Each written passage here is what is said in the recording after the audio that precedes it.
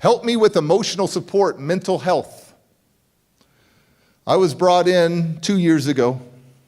I get brought in on national cases that you may hear about, whether it's the girls kept in the basement, sexually abused in a dark basement in animal cages. I've been brought in on that, to lots of other cases, unfortunately, to connect with these youth.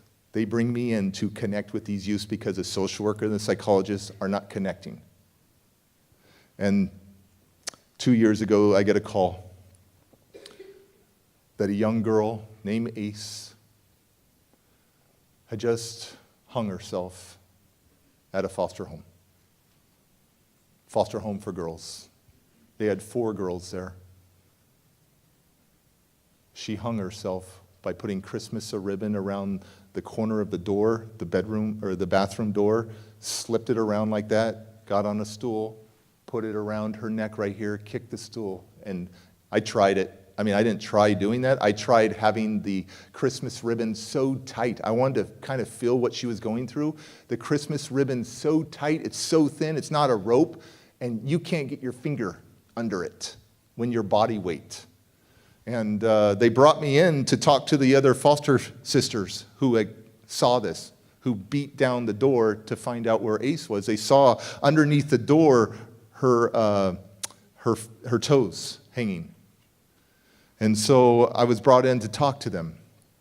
And the foster mom hadn't gone in the bathroom.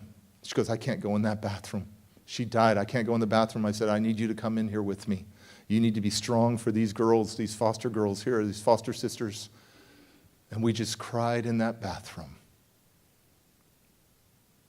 And I said, I bet you there was a lot of joy here, though. I mean, everybody getting ready to go to the prom or everybody going to a high school dance. And she goes, yeah, there was a lot of laughter in here. All the girls would fix each other up and do their makeup and all that stuff. But I'm here to help save kids. And the only way I can do that I feel, for me, the way I deliver it is by being so vulnerable and letting you know that you can't just look at them and think that they're just bad kids or that they have bad behavior. There is something that is the root of that isn't even in their files yet. That isn't even in their files. Get to know me. Let me know I belong. Help me develop my strengths and talents. Don't move me around, especially when you go school to school. The number one thing for kids is their friends. They want their friends. They don't want to be moved school to school, especially teenagers, and then have biological connections. I had no biological connections. Do you know when I met my biological mother at 30 years old? I got to tell you the story real quick. 30 years old. I'm getting ready to have my first kid. I have been married 7 years. My wife knew when I married her, I didn't want to have kids because I didn't want to bring kids in this evil world. That was my mindset. Why would I want to bring a kid in this evil world? 7 years into my marriage, my wife's fine with that. 7 years into the marriage, my wife comes up to me and says, what do you think about being a dad? And I'm like, nah, I'm not dad material. She goes, well, you're like crazy Uncle Derek to the nieces and nephews. I'm like, yeah, it's awesome, but then I get to leave them, So I get to have fun, be a kid, and leave them. And she goes, well, I think you could be a great dad. And I'm like, nope. So what do guys do when we get together? We complain. I complain to my friend. I go, dude, my wife is tripping. Like, she wants to have a baby. And you know what he said to me? Derek, you can't deny a woman. Her biological clock is ticking. Plus, you know what, Derek? It took us a year. Plus, it's a festival of fun for trying. That's all you got to tell a man, right? I'm like, what? He goes, yeah, it'll be a year, ovulation period. They're going to want you all the time. And I'm like, okay. I got a year to think about this. Okay, I go home, tell my wife, let's have a baby. And she gets pregnant a month and a half later. And I'm like, are you kidding me? You're pregnant? And she goes, yeah, are you excited? I go, I don't even know who I am. I thought this would take a year. We had 7 years of no mishaps or accidents or anything. Like, all of a sudden, she's pregnant.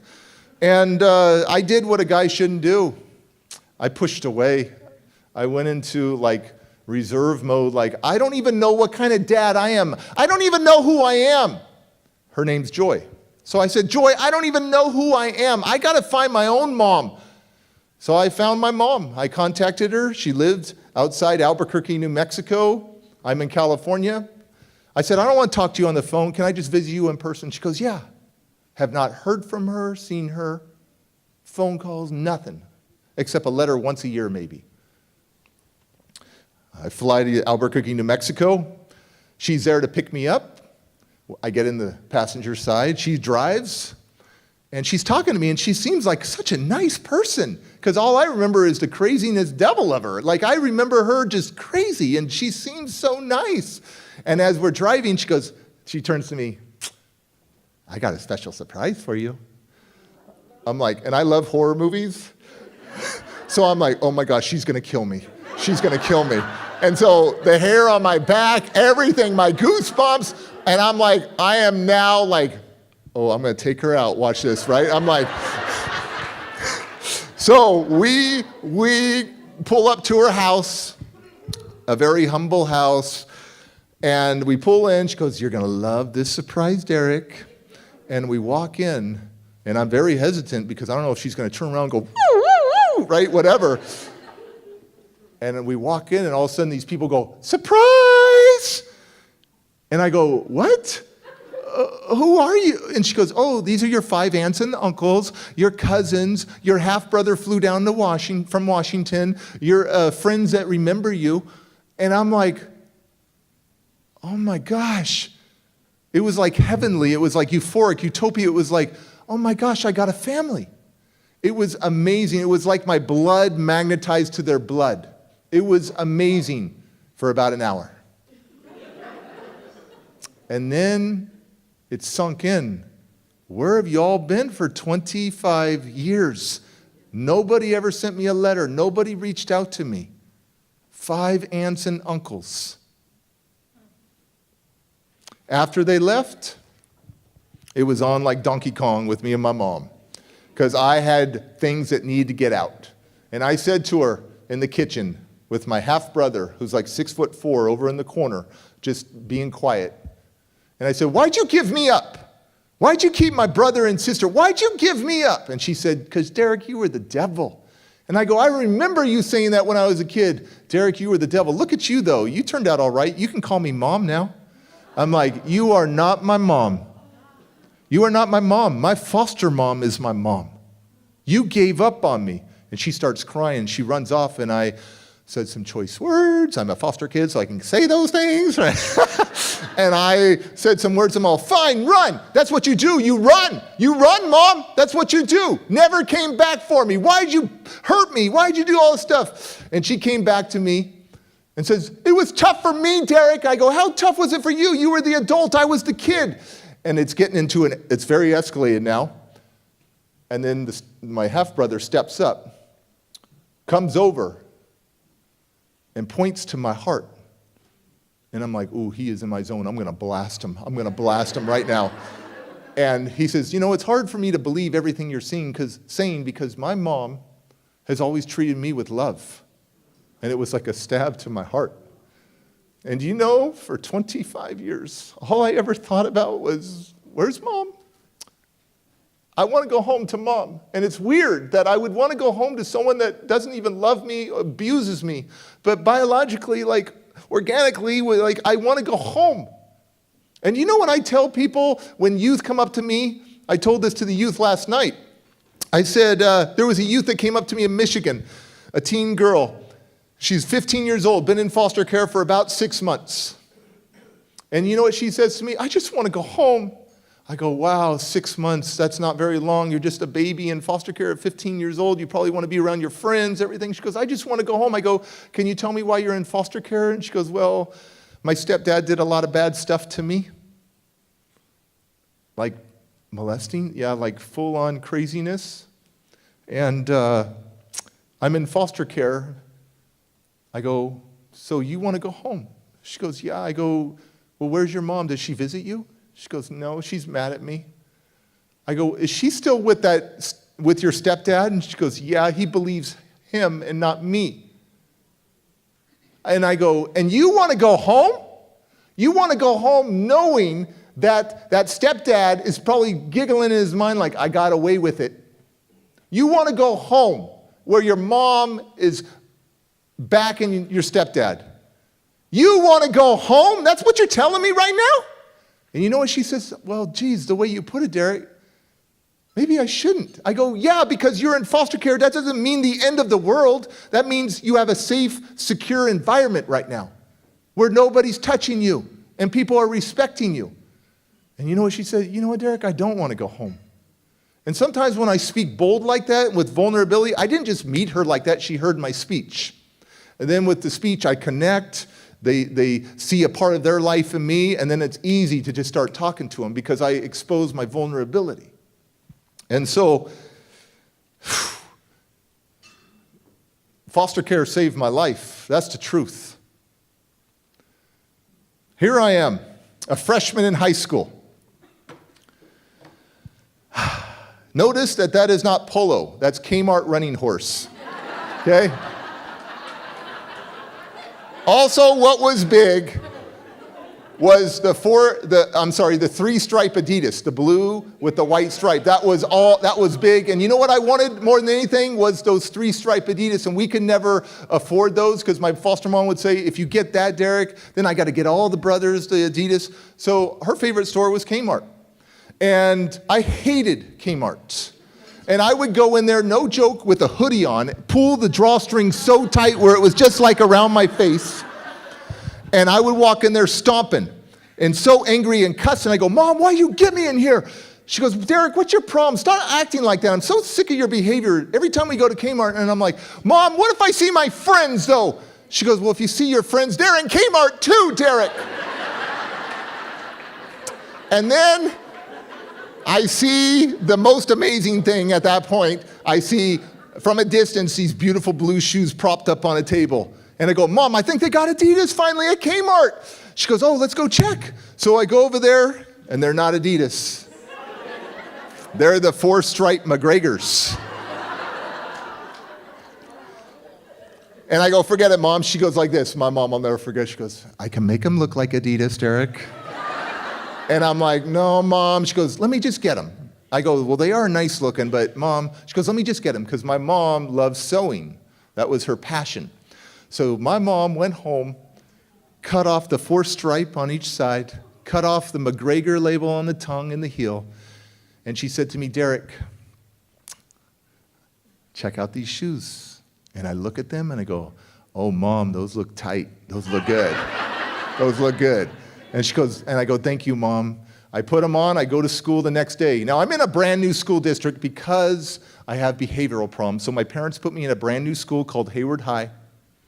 And it's primarily African-American, Hispanic, Samoan, Tongan, Filipino, a lot of Asian. And I'm this white guy, this white boy, Caucasian with some others. And first period, Mr. Cook's class, I believe it was. And I go in there, and I'm proud of my kicks like any person would be, my shoes. And I walk in there, and the upperclassmen go, what are those shoes? I'm all, oh, these are Adidas. And they're like, I got Adidas on. Those don't look like Adidas. I go, oh, these are the new Adidas. And they go, no, it's not. Those aren't Adidas. I go, yes, they are, man. And I'm not joking. I would have died that day by saying they were Adidas. Like, I believed they were Adidas. And all the upperclassmen start shoving me and bullying me on that and just doing all this bad stuff. And what did I want?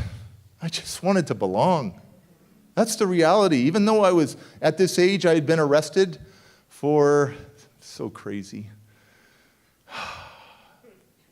I was at the police station. My dad was taking care of a fix-it ticket, and he told me to wait in the car. And there were a bunch of nails in the car. And I'm like, what should I do with these? I should do something fun with these. So I decided to go let air out of the tires in the police parking lot. And if you've ever let air out of a tire out of a car, it takes forever. So I decided to position all the nails at an angle, stuff them, so when you put your car in reverse, it goes automatically in. And I'm having a fun time setting up nails everywhere. Watch, you're all going to check your tires later. And I decide, holy cow, a police car goes by, And I'm like, I'm going to get caught. But then the gate to the police cars is still open. So I sneak in there and start doing damage to all the police cars. And then it's like a movie. The back door of the police station opens and a couple cops run after me and we play round around the police car. And I cannot climb out of the fence area because it's like inverted barbed wire. The gate is now closed and they finally catch me and the first words out of my mouth, I'll never forget, I go, "How'd you know, man? How'd you know?" And the guy says, "The cameras, the cameras." So that was my first issue there. So here I am. I'm a loner at this school. I'm a loner, wanting to belong. And you know who takes me in is the San Francisco Bay Area skater punks. And they said, "You want to be part of us? You got to do something with your hair." So I did something to my hair. They shaved my head to the skin and gave me these orange horns to shave skin to orange horns. And I go home to the nice Christian family on the farm, mom, pa, kettle. And my dad goes, the devil's got to go. And I'm like, "Dad, this is who I am. I'm a reject now. I'm a misfit." He goes, "No, Derek." So he made me, now I'm 14, 15 years old, but at the emotional capability of maybe a 10-year-old. So I wasn't allowed to play video games. So he says, "Hey, I'll take you down to Golfland to play putt-putt golf and we can play some video games if you shave your horns off." Oh, that sounds good. I'll do that. So he bribed me. Here's what I look like a few months later. Bam! And I now have grown it back out. I have it shaved in the center and the sides, and I have a reputation now called C-Dub, which means crazy white boy. And I am hanging out with my friend on the schoolyard named Arlen. And Arlen and I, my African-American friend, are the best of friends. He is my brother. That's who I consider my brother. And we're over on the schoolyard, and we see a bunch of guys going, "Huh, huh, huh, huh." And I'm like, "What's going on over there? Is there a fight? Let's go get in a fight," because I love to fight. I loved fighting. And he goes, "Nah, D, they're doing battles." I'm all, "Battles? What's battles?" He goes, "Rap, dude, rap battles." And I'm like, "Psh, rap crap. I don't listen to rap. I listen to music, skater, death punk, crazy music about killing myself and sleeping with the dead. It's really bad." And so something inside of me said, "Go check it out, Derek." And I say, "Arlen, come with me." And I go over there and I see something that changes my life forever. I see two guys battling each other, talking about their moms, they're cussing at each other. And I turn to Arlen and go, "Dude, I want to be a rapper." He goes, "Nah, D, you white, you can't do that." And I'm like, "I want to be a rapper." He goes, "Nah, D, you got no rhythm." And I didn't have no rhythm, but I knew that my fists were always getting me in trouble. And I'm like, what if I could fight with my mouth? So I said, "Hey, let me battle somebody. Let me step up. C-Dub, get out of here. You suck. You suck." I'm like, "Let's get a fight then, man. I want to fight somebody either with the mouth or this." And he goes, "Okay, you can battle this guy." They bring this guy down, Vince, V-Dog, they call him. And he starts going off on me. It's his turn. He goes first. He's talking about my mom, talking all the things he's going to do to my girlfriend. He's cussing at me, talking about my race. And I'm like, I'm smiling. I turn to Arlen, "Dude, this guy is so good." And Arlen is getting embarrassed because when you're in a battle, you're supposed to look hard. You're not supposed to go like, "Oh, that was good. Hey, that was good, V-Dog. Hey, that was good." No, right? And so I'm like, then it's my turn. And I started with the F word. I couldn't find another cool word that rhymed with that. And I lasted about 3 seconds and I sucked. And they said, "C-Dub, see you suck." And I said, "Hey, don't call me C-Dub. Call me Rippin' D. R-I-P-P-N-D, man. I got street credibility now. I'm the greatest of all time. I'm a GOAT." LL Cool J used to say all the time, "I'm a GOAT, greatest of all time." And they go, "Rippin' D, you whacked." And the girls would say, "Rippin' D, you whacked." I go down the hallways, everybody would say, "Rippin' D, you whack. You ain't a rapper, you whack." But for me, I believed at that moment that I was the greatest of all time. I believed it. And so what is rap? Poetry, emotion, flowetry, right? And so what rap was me was the master key to the lock on my soul. I had kept all this stuff inside. You know, I had gone through psychiatric counseling twice a week from ages 5 to 13, where you get taken out of the school twice a week, go to the county building, meet with the psychologist, go back, people ask you, where you been, blah, blah, blah, I'm in counseling, blah, blah, blah. And none of that stuff was working. And all of a sudden you give me a pen and paper, and I can write about my pain and learn how to rhyme, learn how to flow. I just started letting the inside out, getting it out. And I would rap battle, and I sucked. And then about 16 years old, I'm so angry. My sister's been shot and killed that I just reached out to. My biological sister shot and killed on Mother's Day. My brother's been killed, the biggest mentor in my life. My good friend shot and killed, all within a year and a half of each other, between 16 and 17 years old. And that pen and paper became my best friend. That tablet, that journal became my best friend, because that's how I could have a voice. And so I started rapping. My friend turned me on to reggae music. And I learned, like, wow, Yellow Man, Lucky Dube, Peter Tosh, Bob Marley. And I started like, what if I could mix reggae with rap? I don't even have to smoke weed and I feel good just listening to reggae, right? I vibe. I love music. It makes me vibe. And so I thought, what if I could mix reggae with rap? And then I realized I had a gift, a quick tongue for tongue twisting. And then I started learning the beatbox. And then do it.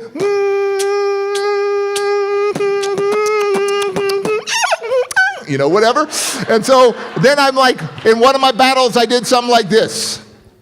Well, I'll be the ripping, I'm thinking of making, taking my time. I'll be the thinking of making it, sucking, I'm making it, kicking it with the rhyme. And then I would switch it reggae. Here's a man that want to feel, thinking of making it, sucking, I'm making it, kicking it with the deals. I'm about to feel, coming, nothing is impossible. And then, yeah. Awesome. And then Rippin' D was coming up. And you know what? All those girls were like, dang, that white boy is fine. And everything changed. And they go, Rippin' D, you good? I go, hey, don't call me Rippin' D anymore. I've been thinking of a new name that nobody could clown, nobody could tear apart. So I introduce you to Mr. Diamond D. Bam! 90s in the house.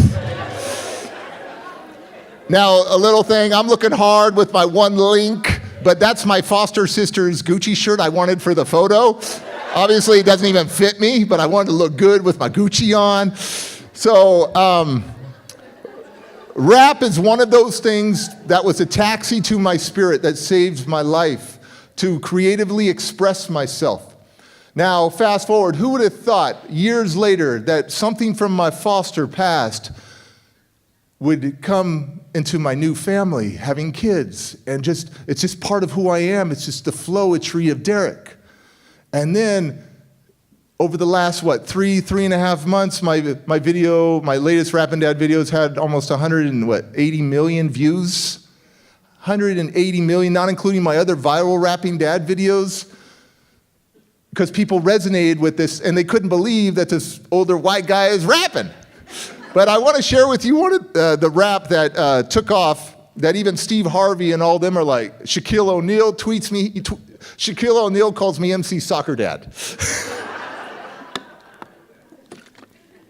And then just last week, T-Pain posted my video, which is some big well-known rappers, and they're like, look at this guy, right? So, but here's the rap. Got to keep the lyrics clean, if you know what I mean. Okay, I got to give you the little part here where when I get in the car with my kids, they're not allowed to have their earbuds on, headphones, be on playing games. It's daddy talk time. It's car talk time. It's where I got them confined. We talk about everything because I'm all about connecting with my kids. Connection, connection, connection. We talk about everything. And so my little 10-year-old daughter gets in and my 6-year-old son gets in. And turn on the car, and this song by Nicki Minaj comes on. I'm like, ooh, turn that off. I don't want my daughter twerking in the back seat. Ooh. And my daughter's like, Dad, I love that song. I go, no, you don't listen. That's not appropriate. And so I did something like this. Got to keep the lyrics clean, if you know what I mean. No more Nicki Minaj and her twerking machine. No more naked fashion from Kim Kardashian. Your mom. Do you need an intervention? And Miley, no more wrecking ball. Put on some clothes. Where's Hannah, y'all? Where's Hannah Montana? Where's Hannah Montana? Got to turn off Kanye, Eminem, Jay-Z, no more cuss words and negativity, because a lot of rappers talk about drug, sex, killing. But when they going to use their words to start healing? Infect the mind of our young kids. When I think about the little boy who didn't know Jesus, but knew Lil Wayne, knew T-Pain, knew 2 Chainz, 50, LeBron James. This is insane in the membrane, because I'm ripping, I'm thinking I'm take it back to rap game. Everybody's got a little battle to battle. I'm the rapping dad, got to get you back in the saddle. Ripping and thinking I'm making a sucking, I'm making a kicking, kind of famous. Here I am now making up my own language. You talk Illuminati, talking about your Maserati or your hottie in the back of your Bugatti. Man, where's the real rap, not bubblegum pop? I'm from the old school of conscious hip hop. Thank you. Thank you.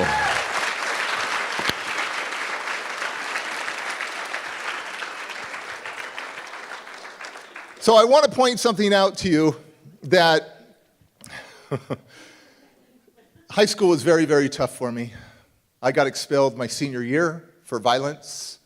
I got reinstated back in high school after I went to this 3-day course and had to understand myself and my rage. But I want to point something out to you. This is my high school transcript. My grades are anywhere from 1.7, 1.6, 1.9. I got a 2.07. That's my highest GPA because I had a girlfriend and she did my schoolwork. I guess she wasn't that smart either. So my grades are really, really bad. 1.67 all the way to 2.07.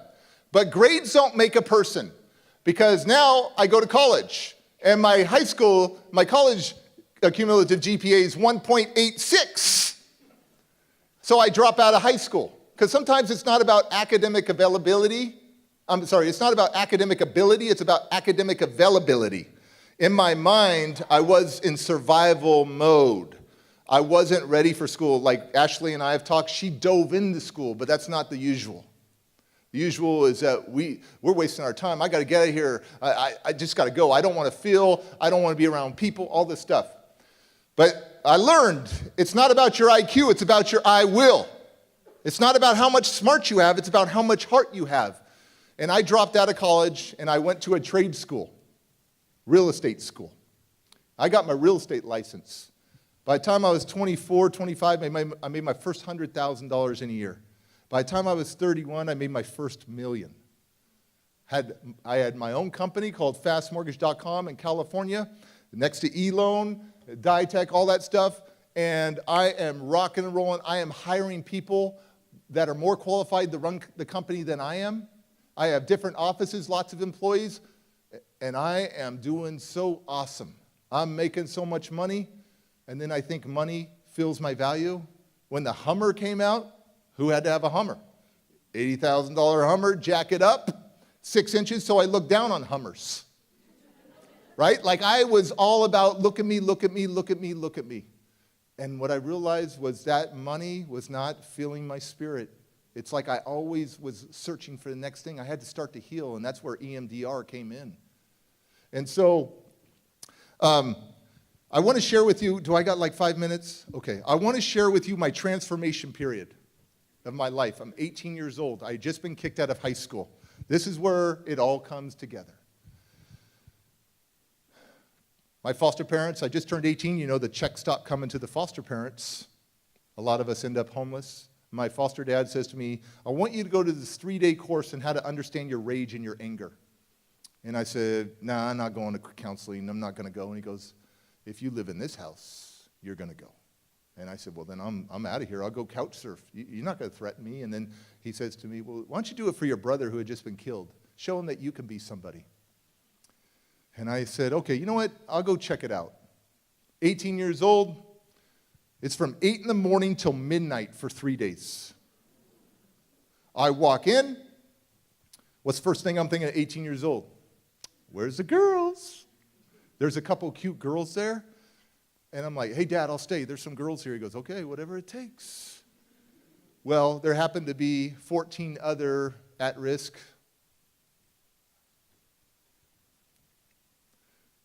And all of their parents and counselors in training, and a stage like this with 3 stools.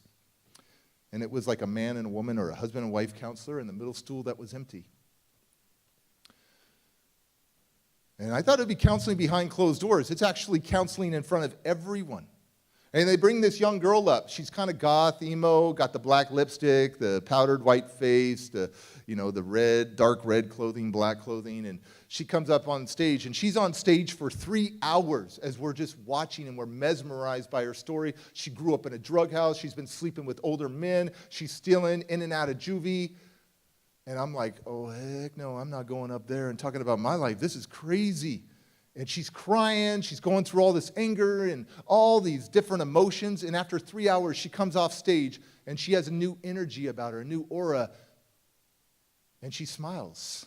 And I'm like, ooh, she's cute. Okay, I'll rescue her, but I'm not going up there. That's what I thought, too. I'll rescue her.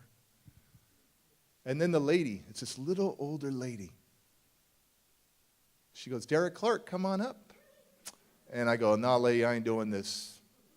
She goes, oh, no, you get a chance, Derek. Everybody gets a chance to sit up here. And I said, no, I'm not doing this, lady. She goes, oh, yes, she will. She comes off stage. She comes down and she tries to grab my hand. And I'm like, don't touch me. I don't like people touching me, except the girls, right? Like, I don't like people touching me. I don't like looking in people's eyes. I don't like that kind of connection. And she goes, come on, Derek. And I'm like, no. And it's like the fight of good versus evil right there. And everybody's staring. And so what do? She keeps going, come on, Derek. And I do what my normal practice is. I'm almost 6'6". I get up in this little lady's face. I go, listen, I'm not going in there, blah, blah, blah, blah. You're not going to make me go up there. And you know what she does? Oh, yes, you will. And then she goes like this. Derek, Derek, Derek, Derek. And then everybody starts going, Derek, Derek, Derek. And they're like, everybody's cheering me on. And I go, fine, lady, you won. And I walk on to the stage.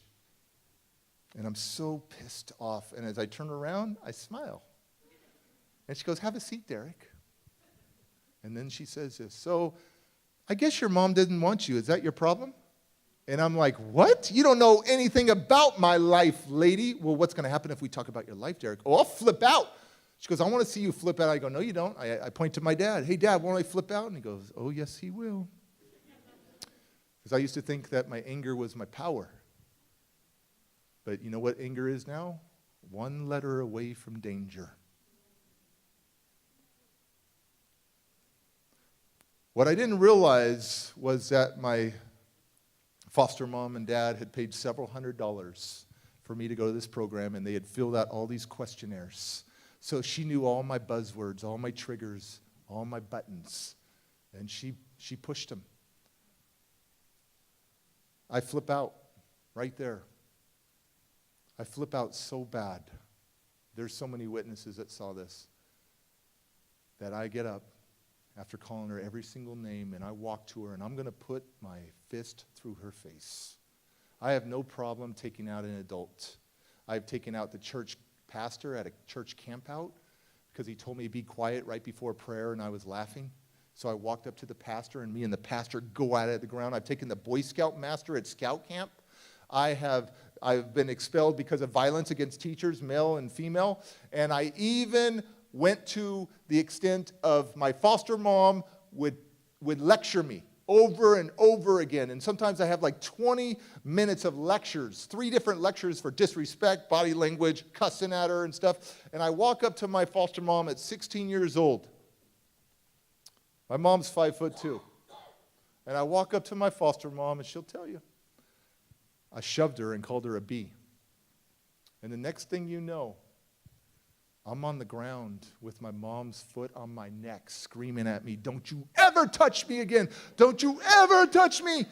My mom worked at juvenile hall. She knew like moves. She took me down. She's like 75 now. She'll still bring up, I took you down. Yes, Mom, I know. So I am so angry, and I'm going to put my fist through this counselor's face. And then I'm walking to her.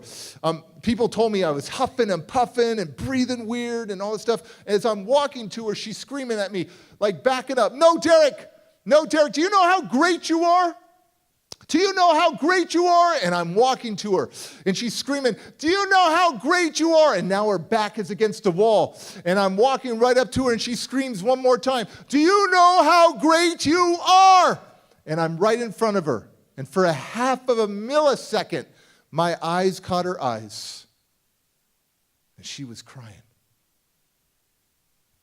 And I stopped, and she said very lightly, you don't know how great you are, huh? You don't know how great you are, Derek. And my eyes start sweating. I never cried. Crying to me was a sign of weakness. I wouldn't want to give anybody the satisfaction to let them know that they hurt me. But I started crying. And she says, Derek, it must be really tough carrying this foster kid on your back. You've been carrying this guy, this little kid. And she says, I want to touch you.